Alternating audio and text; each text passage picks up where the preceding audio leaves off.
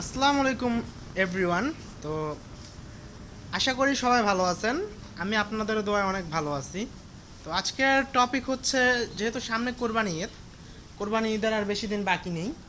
তো 40-45 দিনের মতো আর বাকি আছে। তো আপনারা কোরবানি ঈদকে কেন্দ্র করে যারা গরু লালন পালন করতেছেন, তাদের জন্য আমি শর্ট টাইম কিছু টিপস দেবো, যাতে তাড়াতাড়ি করে প্রাকৃতিকভাবে গরু মোটা তাজাকরণ আপনারা করতে পারেন।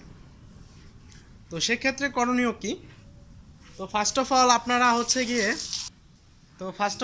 হচ্ছে গিয়ে দানাদার খাবারটা আগে যদি একবেলা দিয়ে থাকতেন, মানে একটা টাইমে দেন, এখন সেটা দুইটা টাইমে দিবেন, দেওয়ার চেষ্টা করবেন। আর হচ্ছে গিয়ে আপনার অবশ্যই, যেহেতু মে মাস চলতেছে, তো এই টাইমে আপনার ল্যাম্পির মানে আবির্ভাবটা খুব তীব্রভাবে হতে পারে। তো সেক্ষেত্রে আপনারা কি করবেন, আসরের আজানের পরপরই আপনারা চেষ্টা করবেন গরুর ঘরকে মানে আবদ্ধ করে ফেলা।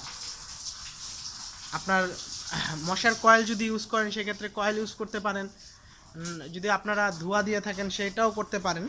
তো মশার কয়েল দিয়ে আমি সাজেস্ট করি, একটা দুইটা কয়েল দিয়ে আপনার গরুর শেডটা যেটা আছে এটা বন্ধ করে ফেলা আসরের আগেই, বা আসরের পর্দা মানে। তো আসরের পর বন্ধ করতে হলে আপনার খাদ্য ব্যবস্থাপনাও আছে, সেটা আমি কিভাবে করবেন সেটাও আমি বলে দিচ্ছি।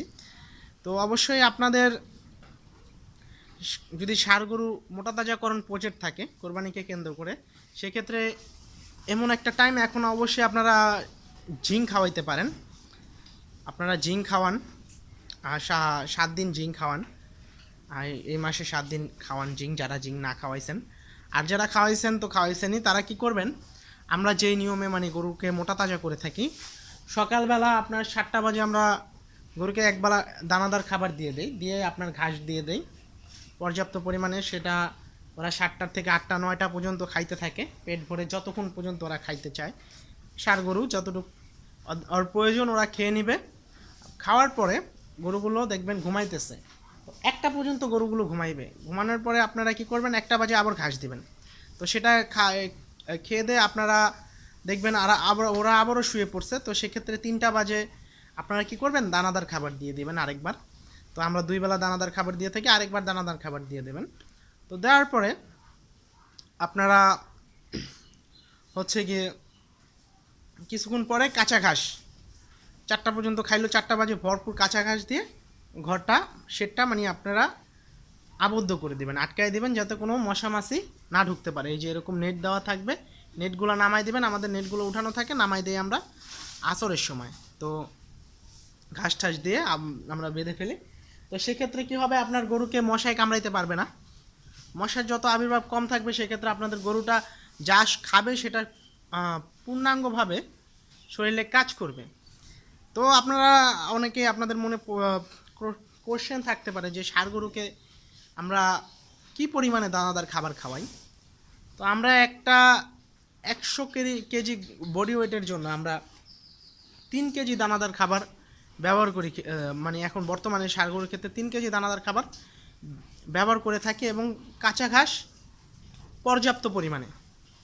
তো যদি আপনার গরুটার বডি ওয়েট আপনার ধরেন 300 কেজি, সেক্ষেত্রে আপনারা কি করবেন, 5 কেজি দানাদার খাবার দিতে পারেন। কারণ বেশি দানাদার খাবার দিয়ে তো আর আপনাদের পুষাইতেও তো হবে। তো 5 কেজি দানাদার খাবার দিবেন, যেটা 300 কেজি বডি ওয়েটের ষাঁড় গরু। 5 কেজি 2 বেলায় মানে 5 কেজি, 2.5 কেজি, 2.5 কেজি করে 5 কেজি প্রোটিনযুক্ত খাবার দিতে হবে। তো যেটার মধ্যে ভিটামিন, মিনারেলস, প্রোটিন সব কিছু আছে। এই সম্বন্ধে আমার ভিডিও আছে, আপনারা চাইলে দেখে আসতে পারেন। তো পর্যাপ্ত প্রোটিনযুক্ত খাবার 5 কেজি ওরে দিলে সারাদিনে একটা ষাঁড় গরুর জন্য এনাফ। তো কাঁচা ঘাস পর্যাপ্ত পরিমাণ দিতে হবে। তো অবশ্যই যদি আপনারা দানাদার খাবার 4 কেজি, 5 কেজি, একটা 300 কেজি, 400 কেজি বডি ওয়েটের গরুকে খাওয়াইতে পারেন, তো সেক্ষেত্রে আপনারা পর্যাপ্ত পরিমাণ মাংস দিনে 1 কেজি, একটা ফিজিয়ান গরু গ্রোথ করে 1 কেজি দিনে। তো আপনারা 1 কেজি গ্রোথই ইনশাল্লাহ পাবেন। তো আশা করি বুঝাইতে পারছি। তবে সবাই দোয়া করবেন আমার জন্য। ভালো থাকবেন, সুস্থ থাকবেন। এরকম ভিডিও পেতে অবশ্যই চ্যানেলটিকে সাবস্ক্রাইব করুন। সাথে থাকার জন্য অনেক ধন্যবাদ। আসসালামু আলাইকুম এভরিওয়ান।